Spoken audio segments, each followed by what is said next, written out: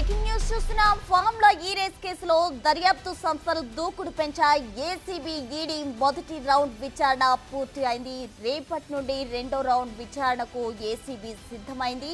ఇప్పటికే కేటీఆర్, బిఎల్ఎన్ రెడ్డి అలాగే అరవింద్ కుమార్లను విచారణ చేశారు. వారి విచారణ అయితే పూర్తి అయింది. ఫార్ములా ఈ రేస్ కేసుకు సంబంధించి కూడా నెక్స్ట్ జన్ వ్యవహారంపై ఏసీబీ ఫోకస్ పెట్టింది. ఈ నెల 18న విచారణకు రావాలని నోటీసులు జారీ చేసింది. కేటీఆర్ను మరోసారి విచారణకు పిలిచే అవకాశాలు కూడా కనిపిస్తున్నాయి.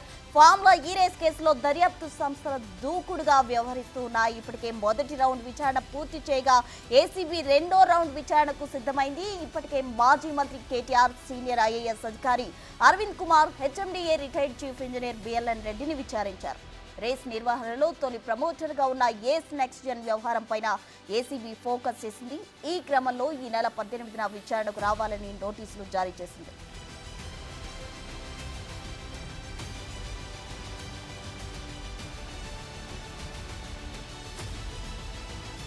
ఫార్ములా ఈ కార్ రేస్ కు సంబంధించి 2022 అక్టోబర్ 25న తొలి ఒప్పందం జరిగింది. దీని ప్రకారం సీజన్ 9, 10, 11, 12 రేసుల నిర్వహణ ఖర్చులను నెక్స్ట్ జన్ భరించాలి.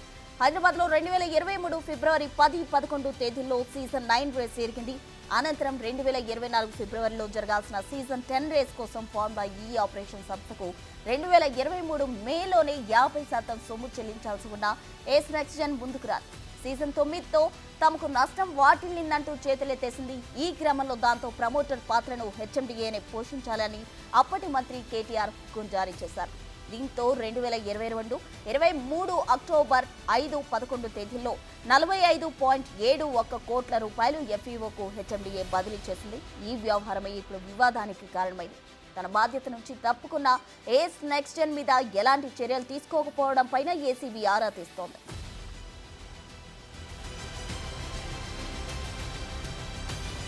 కాగా ఇప్పటికే ఏసీబీ ఈడీ విచారణకు కేటీఆర్ హాజరయ్యారు. మళ్లీ దర్యాప్తు సంస్థలు కేటీఆర్ను పిలుస్తాయా లేదా అనే ప్రశ్నలు సర్వత్రా తలెత్తుతున్నాయి. కేవలం మొదటి రౌండ్ విచారణ మాత్రమే ముగియడంతో ఈ కేసులో కేటీఆర్దే ప్రధాన పాత్రగా దర్యాప్తు సంస్థలు గుర్తించడంతో మళ్లీ కేటీఆర్ను విచారణకు పిలిచే అవకాశాలున్నాయని సమాచారం.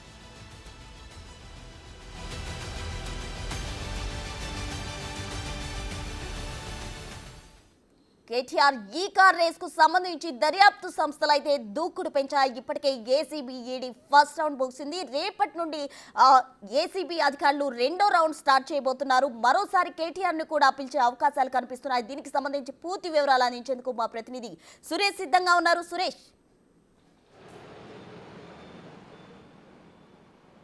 ఫార్ములా ఈ కార్ రేస్ కేసులో ఈడీ, ఏసీబీ రెండు దర్యాప్తు సంస్థలు కూడా దర్యాప్తులో వేగం పెంచాయి. నిన్న సుదీర్ఘంగా 7 గంటల పాటు కేటీఆర్ని ఈడీ అధికారులు విచారించారు. 40 ప్రశ్నలకు పైగా కేటీఆర్ని అడిగి వివరాలు తెలుసుకోవడం జరిగింది. దాంట్లో కొన్నిటికి ఆయన సమాధానాలు చెప్తూ కొన్నిటికి దాటవేయడం చెప్పడం జరిగిందని చెప్పేసి కూడా తెలుస్తుంది.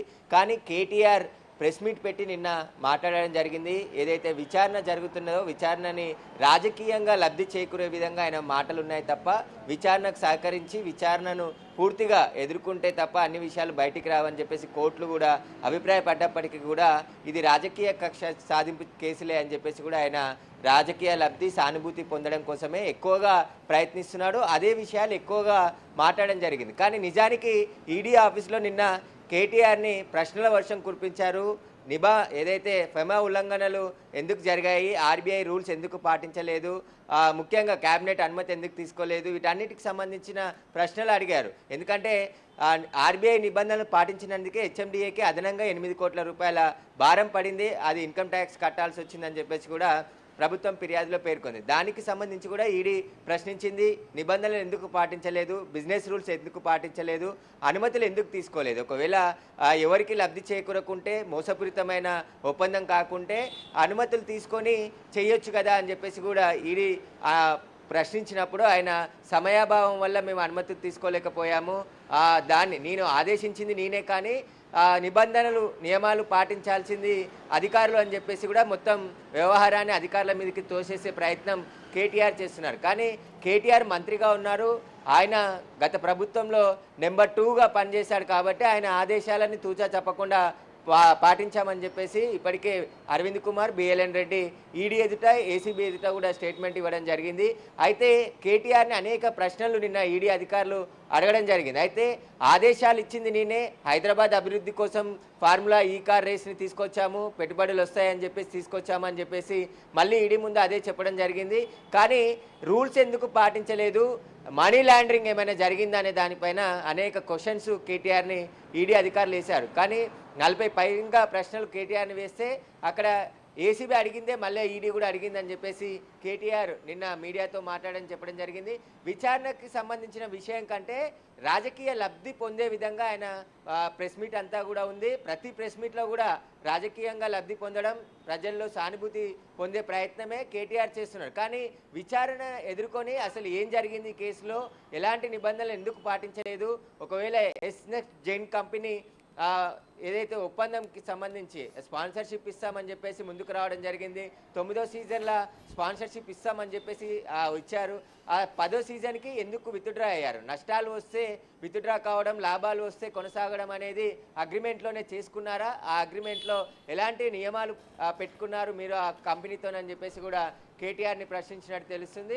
సుదీర్ఘంగా ఆయన 7 గంటల పాటు ఈడీ అధికారులు విచారించారు. మళ్ళీ విచారణకు రమ్మన్నప్పుడు రావాలని చెప్పేసి కూడా చెప్పి మళ్ళీ పంపించినట్టు తెలుస్తుంది. మళ్ళీ నోటీసులు ఇచ్చి విచారణకు ఈడీ పిలిచే అవకాశాలు ఉంది. ఈడీ ఎప్పుడు పిలిచినా మళ్ళీ విచారణకు వస్తానని చెప్పేసి కూడా కేటీఆర్ నిన్న మాట్లాడుతూ చెప్పడం జరిగింది. అయితే ముఖ్యంగా ఇక్కడ ఎందుకు హెచ్ఎండిఏ నిధులు అంటే ఒక్క సీజన్ గురించే మాట్లాడుతున్నారు. కానీ 3 సీజన్లకు సంబంధించి 600 కోట్లు చెల్లించాల్సి వచ్చేది. ఒకవేళ రేసుకు సంబంధించి 10వ సెషన్ కంటిన్యూ చేసి మిగతా 3 రేసులు కూడా హైదరాబాద్లో నిర్వహిస్తే హెచ్ఎండిఏ నిధుల నుంచి మరొక 550 కోట్లు ఏదైతే ఈ ఫార్ములా కంపెనీకి చెల్లించాల్సి ఉంటుంది. దాన్ని గమనించే కాంగ్రెస్ ప్రభుత్వం విత్డ్రా చేసుకుంది. ఇందులో మోసపూరితమైన అగ్రిమెంట్లు జరిగాయి, ఇది ఎవరికి లాభం చేకూరే విధంగా ఉంది, ప్రభుత్వ ఖజానాకి నష్టం చేకూరే విధంగా ఉంది, కాబట్టి ఇందులో మోసపూరితమైన అగ్రిమెంట్లు కూడా ఉన్నాయని చెప్పేసి గుర్తించి ఈ ఫార్ములా రేస్ని రద్దు చేసుకోవడం జరిగిందని చెప్పేసి కూడా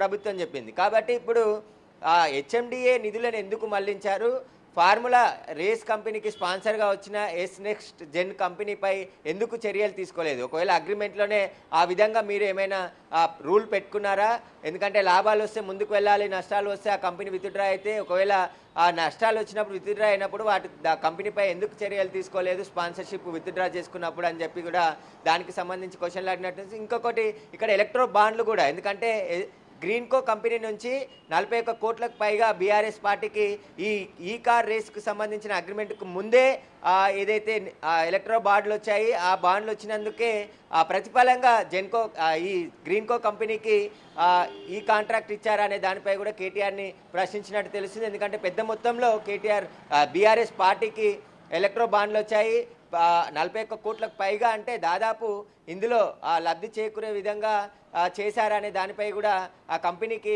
ఎలాంటి ప్రయోజనం చేకూర్చిందనే దానిపై కూడా ఈడీ క్వశ్చన్లు అడిగినట్టు తెలుస్తుంది. దానికి సంబంధించి కూడా కేటీఆర్ సమాధానాలు చెప్పకుండా తప్పించుకునే ప్రయత్నమే చేసినట్టు తెలుస్తుంది. అయితే నేను ఆదేశాలు ఇచ్చాను, నేనే మంత్రిగా ఉన్నానని చెప్పేసి మాత్రం ఆ అగ్రిమెంట్కి సంబంధించి ఒప్పుకోవడం జరిగింది. కానీ నియమ నిబంధనలు పాటించాల్సింది కింది స్థాయి అధికారులు, ఆ ట్రాన్సాక్షన్ అంతా చూడాల్సింది అధికారులు, కాబట్టి అధికారులు రూల్స్ పాటించకుంటే నేనేం చేస్తానని చెప్పేసి కూడా ఆయన మాట్లాడినట్టు తెలుస్తుంది. వాటికి సంబంధించి కూడా ఈడీ సమగ్రంగా దర్యాప్తు చేస్తుంది, మళ్ళీ విచారణకి పిలిచినప్పుడు రావాలని చెప్పింది. కానీ ఇప్పుడు ఏసీబీ కూడా దర్యాప్తులో వేగం పెంచింది. ఇప్పటికే కేటీఆర్తో పాటు బిఎల్ఎన్ రెడ్డి, అరవింద్ కుమార్కి సంబంధించిన స్టేట్మెంట్ అంతా కూడా రికార్డ్ చేసింది. రేపు ఏదైతే ఈ ఫార్ములాకు సంబంధించి స్పాన్సర్షిప్ ఇచ్చిన కంపెనీని కూడా రేపు విచారణకు రావాలని చెప్పేసి కూడా ఏసీబీ అధికారులు నోటీసులు జారీ చేశారు. గ్రీన్కో కంపెనీ ఎండీ అనిల్కు కూడా నోటీసులు జారీ చేశారు, ఆయనను కూడా విచారణకు రావాలని చెప్పేసి కూడా ఏసీబీ దర్యాప్తులో భాగంగా వారికి నోటీసులు జారీ చేసింది.